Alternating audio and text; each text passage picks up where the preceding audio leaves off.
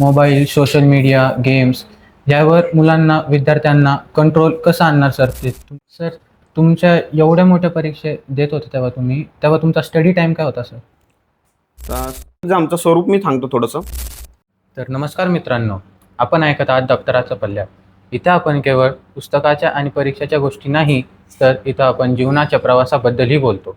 तर आजच्या भागात आपल्यासोबत आहे एक प्रेरणादायी व्यक्तिमत्व, ज्यांनी आपल्या संघर्ष, जिद्द आणि मेहनतीच्या जोरावर PSI पदवीही हासिल केली आहे. त्यांच्या कहाणीतून तुम्हाला एक नवीन प्रेरणा आणि मार्ग मिळेल. तर चला सुरुवात करूया आपल्या दप्तराच्या पल्ल्याच्या एक खास प्रवासात, जिथे आपण जाणून घेतो यशवंत लोकांच्या यशोगाथा. आजच्या भागात आपल्यासोबत आहे प्रेरणादायी व्यक्तिमत्व, यांनी संघर्ष, जिद्दीच्या जोरावर PSI पदवी मिळवली आहे. तेच म्हणजे आपले आकाश गागरे सर. नमस्कार सर. नमस्कार. एवढ्या लहानशा गावातून एवढ्या मोठ्या स्वप्नाची सुरुवात तुम्ही कशी केली? सर्वप्रथम दप्तराच्या पल्ल्याड या उपक्रमाचं मी कौतुक करतो आणि सर्वप्रथम या उपक्रमाबद्दल मला इथं बोलण्याची संधी दिली तुम्ही, त्याबद्दल तुमचं धन्यवाद.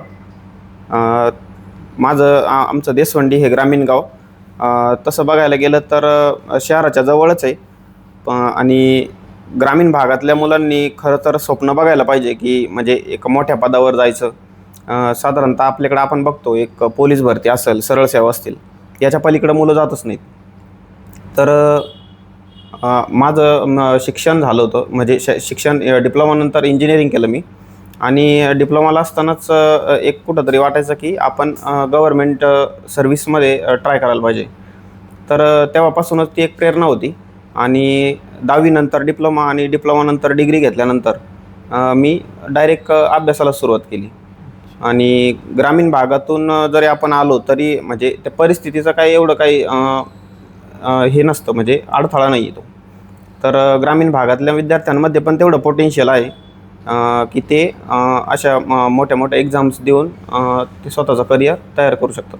इंजिनिअरिंग पूर्ण झाल्यानंतर स्पर्धा परीक्षा द्यायचं कारण काय? 2018मध्ये जेव्हा इंजिनिअरिंग पूर्ण केलं त्यावेळेस म्हणजे कॉर्पोरेट जॉबमध्ये तेवढ्याच ऑपॉर्च्युनिटी नव्हत्या आम्हाला.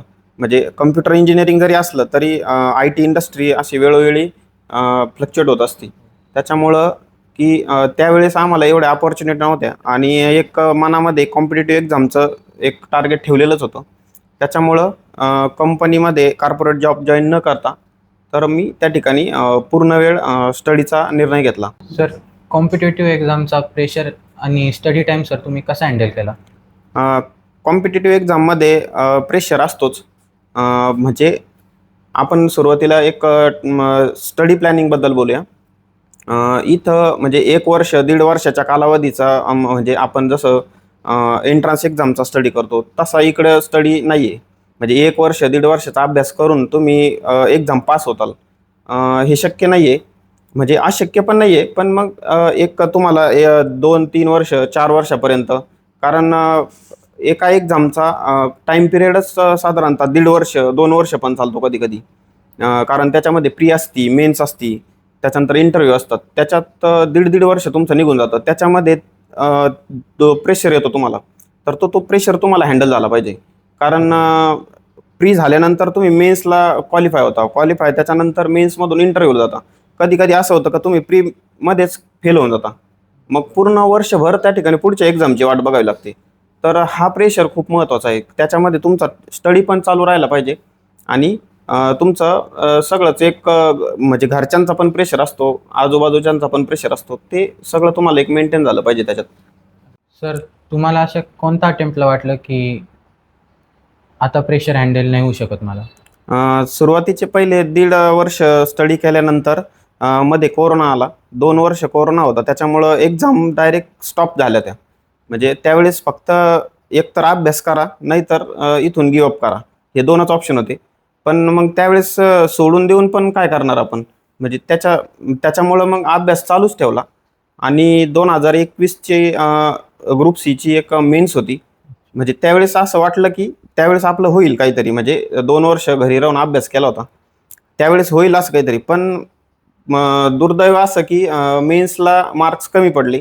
त्याच्यामुळं फायनल सिलेक्शन राहिलं आणि त्याच्यानंतर असं वाटलं की आता 2-3 वर्ष आपण घातलेत, म्हणजे डिग्री नंतर 18, 19, 20, 21 एक 3-4 वर्षाचा काळ होऊन गेला होता. त्याच्यात मध्ये 2 वर्ष कोरोनाचे. त्याच्यामुळं त्याच्यानंतर असं वाटलं की आता आपलं काय पुढं काही होत नाही. म्हणजे त्यावेळेस वाटलं असं, म्हणजे सोडावं आता आपण.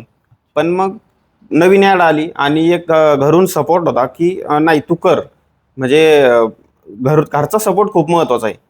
कारण बाकीच्यांचं काय नाही, पण मग घरच्यांनी जर म्हटले तुम्ही तू कर अजून अभ्यास, आम्ही आहे सोबत, तर त्याच्यामुळं मग त्या प्रेशरमधून बाहेर येण्यासाठी मला मदत झाली. सर तुम्ही सोशल मीडिया, मोबाईल फोन वगैरे हे कसं ओव्हरकम केलं तुम्ही? नाही यूज करायचं म्हणून. हां. तर मोबाईल फोनचं कसं आहे, की आता सध्या बऱ्याच म्हणजे ऑनलाईन मटेरियल जे आहे आपलं स्टडी मटेरियल असेल, नोट्स हो. असतील, ते बऱ्यापैकी आता ऑनलाईन येत आहे. त्याच्यासाठी आपल्याला म्हणजे मोबाईल वापरायचाच नाही असं पण नाही. पण मोबाईल एक लिमिटेड त्याचा यूज झाला पाहिजे. म्हणजे आपल्या कामासाठी यूज झाला पाहिजे. आणि सोशल मीडिया तुम्ही म्हणाल तर एक तर तुम्ही टाळलं तर पाहिजेच. पण कधी-कधी असं म्हणजे समजा तुम्ही अभ्यास करून थोडासा कंटाळा आला तुम्हाला, तेवढ्यापुरतं तेवढं तुम्ही एक त्याचा वापर करू शकताय. कारण मोबाईलचा चांगला पण वापर आहे आणि एक दुरुपयोग पण खूप आहेत त्याच्यात. मग गेमिंग वगैरे खेळतात. आता नवीन आपण बघतो. गेम तास-तास, 2-2, 3-3 तास पोरं गेम हो खेळतात. सर. मग ते आपण त्या ठिकाणी एक चांगला वापर मोबाईलचा केला पाहिजे. कारण आता सध्या सगळं ऑनलाईन क्लासेस वगैरे तुम्ही घरी बसून अभ्यास करायचं म्हटलं तरी तुम्ही करू शकताय. मग एक चांगला वापर तुम्ही मोबाईलचा करू शकताय. तर तुमच्या जे स्टडी होता हं. त्याला सगळ्यात मोठा सपोर्टिव्ह हँड कोण होता सर तुम्हाला? अ, म्हणजे माझ्या थ्रूआउट जर्नीमध्ये सगळ्यात महत्त्वाचा सपोर्ट होता तर तो घरच्यांचाच होता. त्याच्यात बहिणींचा, 2 बहिणी आहेत मला. त्या बहिणींचा सगळ्यात जास्त सपोर्ट होता. म्हणजे घरून आई-वडिलांकडून पण कधी-कधी प्रेशर यायचा, की आता बस झालं, आता घ्यावं कंपनी जॉइन करून असं म्हणजे म्हणायचे. पण मग शेवटी मग कधी-कधी म्हणजे बहिणीच सांगायच्या, की "नाही अजून करू द्या याला. आम्हाला वाटतंय की हा होईल कुठेतरी." मग त्यांचा पण खूप मोठा म्हणजे रोल आहे याच्यात. सर तुमच्या पी-एस-आय पदवीमधली जर्नी त्यातली अशी काही गोष्ट ती तुम्ही कधीच विसरू नाही शकत? अ, सगळ्यात महत्त्वाचं म्हणजे जेव्हा आपण ॲस्पायरंट असतो, म्हणजे जेव्हा आपला अभ्यास चालू असतो आणि ते फक्त आपण एका गोष्टीसाठी, की फायनल लिस्टमध्ये आपलं नाव यावं. म्हणजे तो रिझल्टचा दिवस. तर तो रिझल्टचा दिवस हा माझ्या आयुष्यातला सगळ्यात महत्त्वाचा दिवस मी म्हणेन. 25 मार्च 2025. म्हणजे रिझल्ट म्हणजे मी ते एक 2-3 दिवसाचं त्या एक मी तुम्हाला सांगेन. आमच्या म्हणजे इंटरव्ह्यू होतात. म्हणजे इंटरव्ह्यू संपल्या की त्या दिवशी एम-पी-एस-सी आयोग एक रिझल्ट पब्लिश करतंय 2-3 वाजेच्या नंतर त्या दिवशीच. पण 24 तारखेला आमचा रिझल्ट लागायचा होता. पण त्या 24 तारखेला रिझल्ट न लागता म्हणजे काहीतरी टेक्निकल इश्यूमुळं त्यांनी रिझल्ट पोस्टपोन केला. पण आणि एक अगोदरच माहीत होतं की सिलेक्शन हे फायनल होणारच आहे. त्याच्यामुळं सगळी एक तयारी करून ठेवली होती आम्ही नाही का, म्हणजे जल्लोष डी-जे लावून डी-जेवाल्याला सांगून ठेवलं होतं. पुढं फटाके, मित्र सगळ्यांना आम्ही एक तयारी केली होती. पण त्या दिवशी काय रिझल्ट लागला नाही. आम्ही 6-7 वाजेपर्यंत, म्हणजे एक आयोगाची परंपरा आहे की 7-8 वाजेपर्यंत रिझल्ट लावतात. पण त्या दिवशी काही रिझल्ट लागला नाही. बहिणी, त्यांचे म्हणजे आमचे भाचे सगळे एक घरी आले होते म्हणजे एक सेलिब्रेशनसाठी. पण ते एक मूड ऑफ झाला नाही का, म्हणजे त्या दिवशी रिझल्ट काय लागला नाही. मग ते परत गेले आणि दुसऱ्या दिवशी मग रिझल्ट 4 वाजता लागला आणि मग त्याच्यानंतर आम्ही त्या ठिकाणी सेलिब्रेशन केलं, म्हणजे सगळीकडंच सगळ्यांना माहीत झालं मग. सर तुम्हाला अपयश आल्यानंतर तुम्ही स्वतःला कसं हँडल केलं, की पुढच्या वेळेस 100% होईल म्हणून माझं? 2022ची राज्यसेवा मेन्स जेव्हा म्हणजे एक्झाम चालूच होती. 3-4 दिवस एक्झाम चालते ती. तर पुण्याला आमची एक्झाम चालू होती आणि त्यावेळेस वाटत होतं, की म्हणजे पेपर्स झाल्यानंतर म्हणजे पूर्ण 3-4 दिवस पेपर झाल्यानंतर असं वाटलं होतं, की ह्यावेळेस आपण इंटरव्ह्यूपर्यंत जाऊ. पण नंतर मग पहिली की आली आणि त्याच्यात ते जेव्हा आपण चेक करतो सगळे आपले किती मार्क्स आपण कुठपर्यंत जातोय. म्हणजे त्यावेळेस वाटलं, की अरे कुठेतरी आपली गडबड झाली यावेळेस परत. म्हणजे ते फेल्युअर मागं फेल्युअर एक चालूच होते नाही का. म्हणजे एक टप्पा पण मी पुढं जात होतो.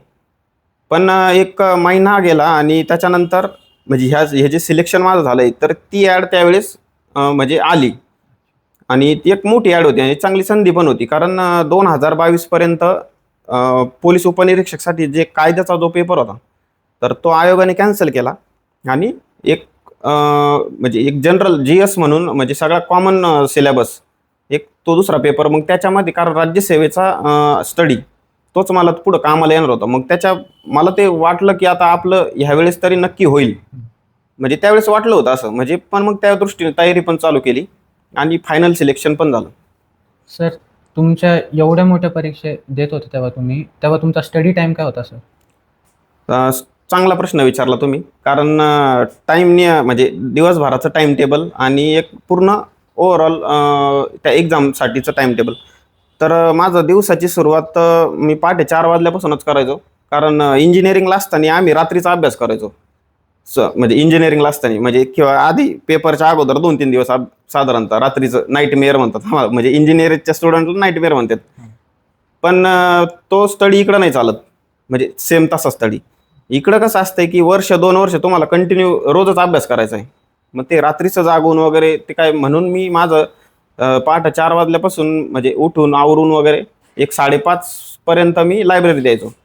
आणि एक 9-10 वाजेपर्यंत म्हणजे पहिला टाइम लॅप्स असायचा.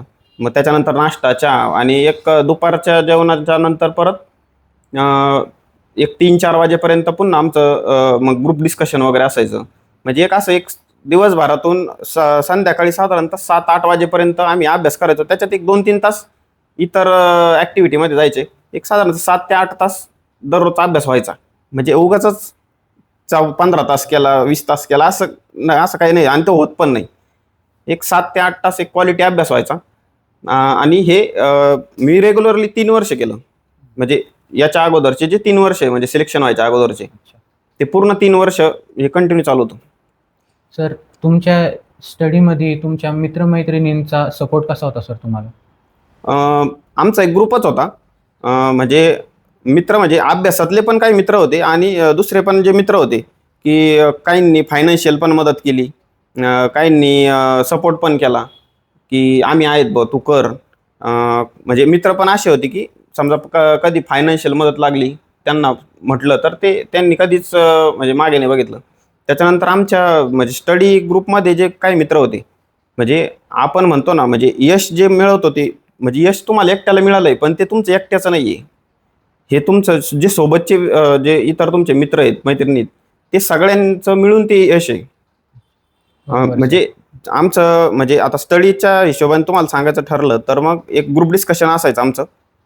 त्या ग्रुप डिस्कशनमध्ये मग ते सगळे कोण कुठं कमी पडतंय, कुणाचं चुकतंय किंवा एखाद्याचा पॉईंट बरोबर आहे, मग त्याचा फायदा सगळ्यांना व्हायचा. एक ग्रुप डिस्कशनचा पण या स्टडीमध्ये खूप मोठा रोल आहे. म्हणजे फक्त सेल्फ स्टडी आपण म्हणतो, सेल्फ स्टडीपेक्षा self study plus group discussion. Sir, साधारण तुम्हाला एवढं मोठं यश मिळताना तुम्हाला तुम्हाला सर्वात मोठा अडथळा कोणता आला?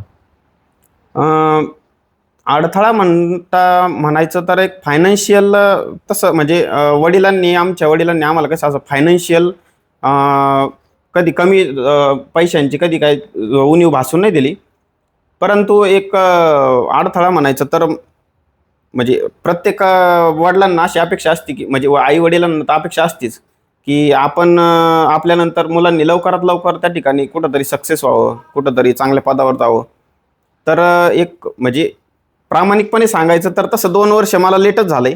आणि वडिलांनी म्हणजे अजून रिटायर नाहीत वडील. म्हणजे अजून चालूच आहे काही ना काही. म्हणजे म्हणजे ते एक ती खंत आहे माझी. म्हणजे आज त्यांना लवकरात म्हणजे 2 वर्षापूर्वीच खरं तर त्यांना रिटायरमेंट द्यायला पाहिजे होती. पण ते अजून चाललंयच आहे त्यांचं. ते एक मला असं वाटतं खंत राहूनच गेली. पण आता लवकरच जॉईनिंग झाल्यानंतर पुढचं. मोबाईल, सोशल मीडिया, गेम्स यावर विद्यार्थ्यांना कंट्रोल कसं आणणार सर, ते तुम्ही कसं सांगाल? मी मगाशीच सांगितलं, की मोबाईलचा वापर म्हणजे चांगल्या कामासाठी पण आहे आणि त्याचे दुरुपयोग पण खूप आहेत. तर म्हणजे आपण आपलं कामासाठी आपण मोबाईल किती वापरतोय हे आपण बघितलं पाहिजे. आता ह्या म्हणजे सध्या काय झालंय, की सोशल मीडिया म्हणजे प्रत्येकाला वापरावीशीच वाटते. पण मग आपण त्याच्यावर म्हणजे एकदम वापरू पण नका असं पण आपण विद्यार्थ्यांना सांगू नाही शकत. म्हणजे गेमिंग असेल किंवा म्हणजे तुमच्या अभ्यासातून तुम्हाला जेव्हा कंटाळा येईल किंवा तुम्हाला आठवड्यामधून एखाद दिवशी तुम्ही वापरू शकताय. पण त्याचा इतका पण वापर नको आहे, की तुमचं मेन जे ध्येय आहे, समजा अभ्यासाचं तुमचं कुणी 11वी 12वीला आहे, कुणी एंट्रन्स एक्झामची तयारी करतंय, कुणी स्पर्धा परीक्षेची तयारी करतंय. मग त्याच्यावर ते इतकं पण इफेक्ट पण नको पडायला. म्हणजे ते ते मेन तुमचं ध्येय समोर पाहिजे. कारण सध्या सोशल मीडिया आणि गेमिंग याचं सध्या जास्तच हे झालंय. त्याच्यामुळं त्याच्यावर थोडंसं कंट्रोल पाहिजेच. सर, तुमचा स्क्रीन टाइम काय होता सर? स्क्रीन टाईम म्हटलं तर मग ऑनलाईन क्लासेस वगैरे जेव्हा असायचे तेव्हा जास्तच असायचा. कारण थ्रूआउट क्लासेस जर चालू असले, लाईव्ह क्लासेस असायचे किंवा रेकॉर्डेड पण लेक्चर असायचे. मग त्यावेळेस भरपूर असायचा. पण मग आपलं जे कामाचं आहे तेवढं ते सोडलं तर मग एक तास 2 तास म्हणजे जेव्हा आपलं थोडंसं कंटाळा येईल अभ्यासाचा, तेवढं मग आपलं थोडंसं मोबाईल बघायचा. अगदी सर, दररोज थोडी थोडी मेहनत करून मोठं यश मिळतं सर. हे तुमच्या जर्नीतून तुम्ही कसं सिद्ध कराल? मी अगोदरच सांगितल्याप्रमाणे हा प्रवास असा 1 वर्ष, 1.5 वर्षाचा नाही आहे. तर रोज थोडं थोडं अभ्यास करून एक साधारणतः 3 ते 4 वर्ष तुम्हाला या ठिकाणी लागतातच. म्हणजे मोठं यश मिळवायचं असेल तर तुम्हाला इन्व्हेस्टमेंट पण तेवढीच करावी लागते. हो. वेळेची पण आणि अभ्यासाची पण आणि मेहनत पण तेवढीच तुम्हाला घ्यावी लागते.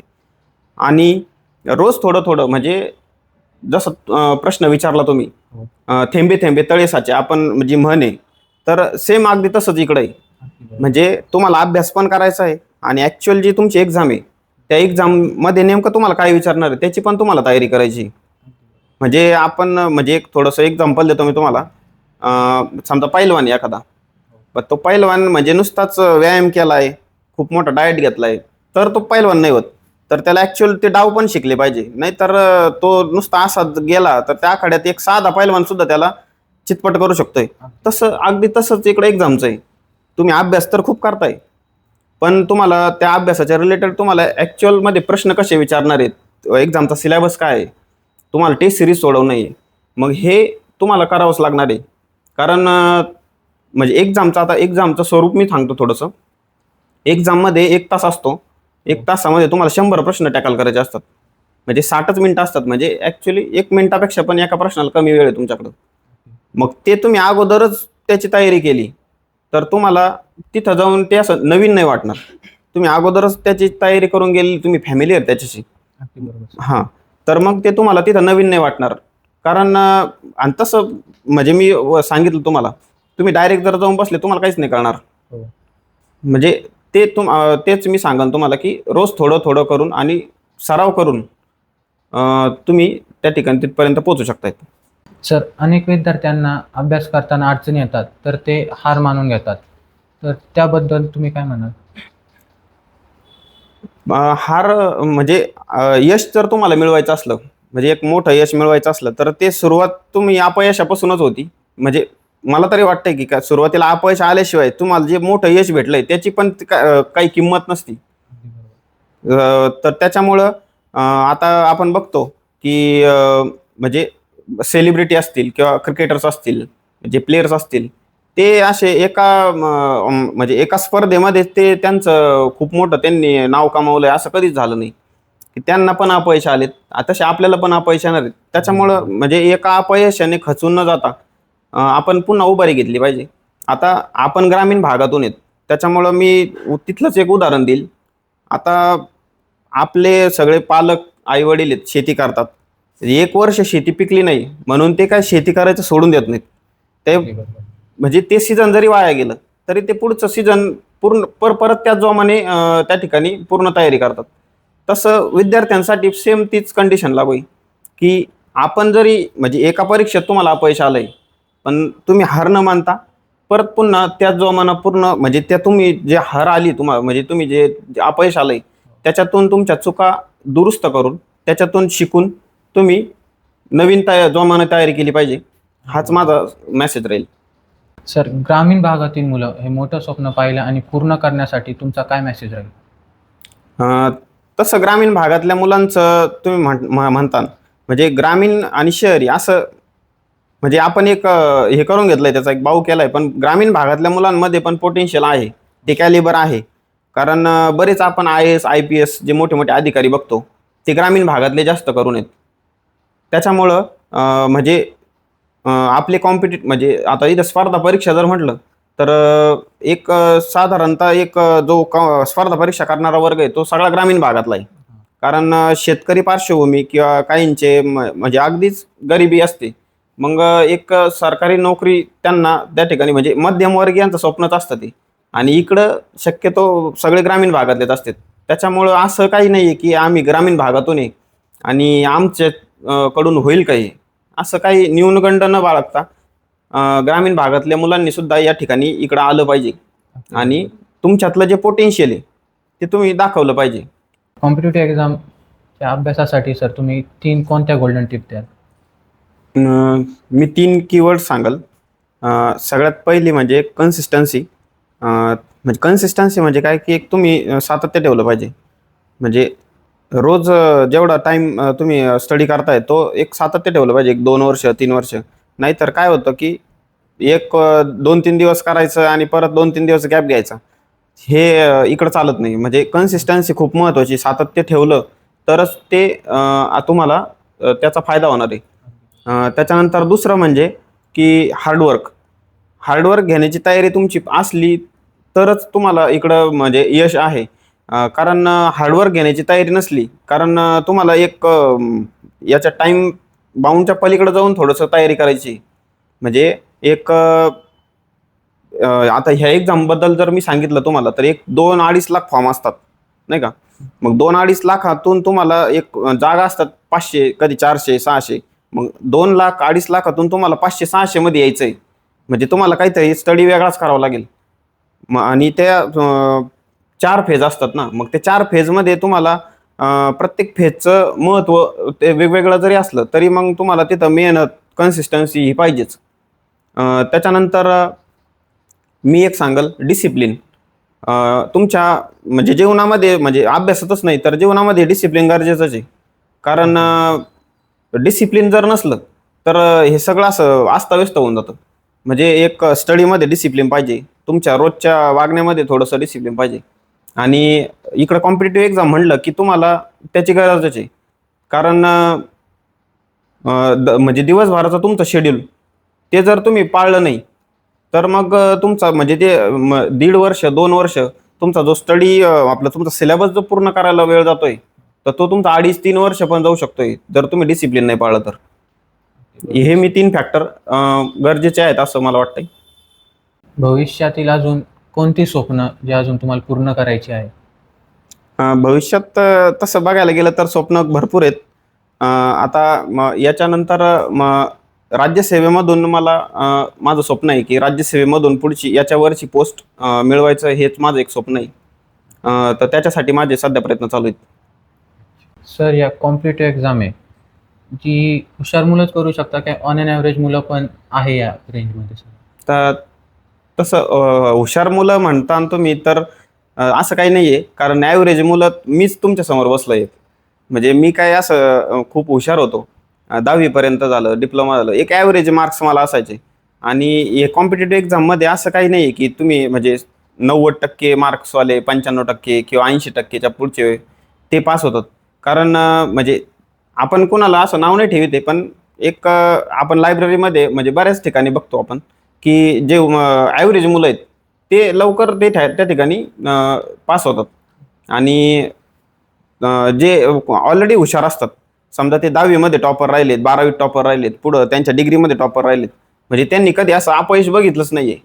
पण त्या ठिकाणी ते कॉम्पिटिटिव्ह एक्झाममध्ये जेव्हा येतात आणि इथं काय असं पहिल्या अटेम्प्टमध्ये सक्सेस भेटलं तुम्हाला लगेच दुसऱ्या अटेम्प्टमध्ये सक्सेस असं कधी होत नाही. तर हे मुलं लवकर गिव्ह अप करतात. मग जे पहिलं आल्या त्यांनी जर अपयश बघितलं म्हणजे ते पचवू शकत नाही ते. म्हणजे त्याच्यामुळं ॲव्हरेज विद्यार्थी आहेत मला असं वाटतं त्यांचा जास्त इकडं रिझल्ट असतो आणि ॲव्हरेज मुलं पण ते करू शकतात. असं काही नाही की हुशारच पाहिजे. ॲव्हरेज मुलांसाठी पण हे क्षेत्र चांगलं आहे. तुमचा सगळ्यात मोठा मोटिवेशन फॅक्टर कोणता होता सर? माझ्यासाठी माझे वडीलच मोटिवेशन होते. कारण त्यांनी 17-18 वर्ष इंडियन आर्मीमध्ये सर्व्हिस केली आणि त्याच्यानंतर रिटायर झाल्यानंतर पण ते अजून घरी शेती करतायत, नाही का? म्हणजे त्यांची इंडियन आर्मीमधली सर्व्हिस तीच माझ्यासाठी PSIसाठी म्हणजे एक युनिफॉर्म सर्व्हिसमध्ये जाण्यासाठी तेच मला खरं मोटिवेशन होतं. आणि मग त्याच्यानंतर म्हणजे एक सरकारी नोकरीचं तुम्ही म्हणाल तर म्हणजे एक घरातूनच वारसा आहे. आणि वडील रिटायर झाल्यानंतर पण शेतीच करतायत, म्हणजे शेती करतायत अजून पण. तर मग हे रोज मला म्हणजे माझ्या डोळ्यासमोरच होतं. म्हणजे मी घरूनच अपडाऊन करायचो अभ्यासाला.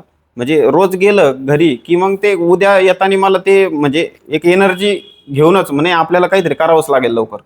म्हणजे एक ते पॉझिटिव्ह एनर्जी घेऊनच मी अभ्यासाला यायचो रोज. म्हणजे माझ्यासाठी म्हणजे इकडं-तिकडं कुठंच नव्हतं, तर ते माझ्या घरातच एक मोटिव्हेशन होतं. सर, तुम्हाला काय वाटतं की फेल्युअर मोस्ट इम्पॉर्टंट आहे का सक्सेस? अ, म्हणजे डायरेक्ट सक्सेस तुम्हाला जर भेटलं, म्हणजे कुठलंही फेल्युअर न बघता, तर त्या सक्सेसची किंमत पण नाही राहत. म्हणजे तुम्ही म्हणजे म्हणतात ना ते यश बघायला अपयशाच्या पायऱ्या चढाव्या लागतात. तर हे तसंच सेम मी म्हणेन, की थोडंसं म्हणजे सुरुवातीला अपयश जर आलं तुम्हाला, तर तुम्हाला त्या यशाची किंमत पण राहते. सर, ही PSI एक्झाम जी तुम्ही आत्ता क्रॅक केली आहे, हं, हं. त्याच्यासाठी गोल्डन टिप्स किंवा काही असे सॉफ्ट पॉइंट की तिने आपल्याला सिलेबस लवकर कव्हर होईल अच्छा, अच्छा. आणि आपण लवकर त्याचा अभ्यास करू शकतो? ते नक्कीच.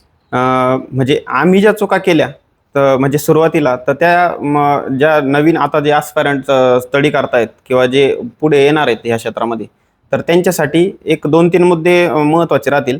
आता कॉम्पिटिटिव्ह एक्झाम म्हटलं की सिलेबस, त्याच्यानंतर त्याच्यावरचे PYQ म्हणजे अगोदर ज्या एक्झाम झाल्यात, त्याच्यावर आयोगानं विचारलेले जे PYQ आहेत, म्हणजे हेच तुमचं मला असं वाटतं काय म्हणतो आपण त्याला ते त्याच्यावरच एक सोल्युशनच आहे तुमचं. म्हणजे तुम्हाला ते समजून जातं, की आयोग कोणत्या मुद्द्यांवर प्रश्न विचारत आणि सिलेबस इतका महत्त्वाचा आहे, की तुम्हाला जायचंय कोणत्या रस्त्याने नेमकं. ते तुम्हाला त्यांनी रस्ता दाखवलाय, पण तुम्हाला जायचंय त्याच्या रस्त्यावरून. सिलेबस झाला, त्याच्यानंतर PYQ झाले आणि तुमचा सराव, टेस्ट सीरीज असतील किंवा PYQ असतील, हे तुम्हाला करणंच आहे रोज. आणि त्याच्यानंतर मी अजून सांगेल, की एक अजून ग्रुप डिस्कशन. जर तुम्हाला म्हणजे सिलेबस म्हणजे मग फास्टमध्ये म्हणजे कव्हर करायचं असेल, तर एक ग्रुप डिस्कशन आम्ही करायचो. म्हणजे मी सुरुवातीला नव्हतं करीत. म्हणजे ते काय व्हायचं, की एक टाईमपास व्हायचा त्याच्यात थोडा. पण मग नंतर मग ग्रुप डिस्कशनची सवय लागली आणि एक लिमिट ठरवून घेतले ना. त्याच्यामुळं मग एक ग्रुप डिस्कशनचा खूप फायदा झाला त्याच्यात. त्याच्यामुळं हे 2-3 टिप्स मी विद्यार्थ्यांना सजेस्ट करील. सर, तुम्ही आम्हाला तुमच्या PSIच्या जर्नीमधले काही गोल्डन टिप्स, काही सॉफ्ट कॉर्नर सांगितले. त्याबद्दल सर आमच्या दप्तराच्या पल्ल्याडकडनं धन्यवाद. थँक तर दप्तराच्या पल्ल्याड हे जे इनिशिएटिव्ह तुम्ही चालू केलंय, म्हणजे त्या त्या इनिशिएटिव्हचं मी सर्वप्रथम म्हणजे अगोदर कौतुकच करील आणि तुम्ही या ठिकाणी मला माझं मत व्यक्त करण्याची जी संधी दिली, त्याबद्दल मी तुमचे दप्तराच्या पल्ल्याड आणि त्या सर्व टीमचे मी मनःपूर्वक आभार व्यक्त करतो. थँक सर, अशाच यशवंत लोकांच्या यशोगाथा ऐकण्यासाठी आमच्या चॅनल दप्तराच्या पल्ल्याडला नक्की सबस्क्राईब करा. थँक्यू.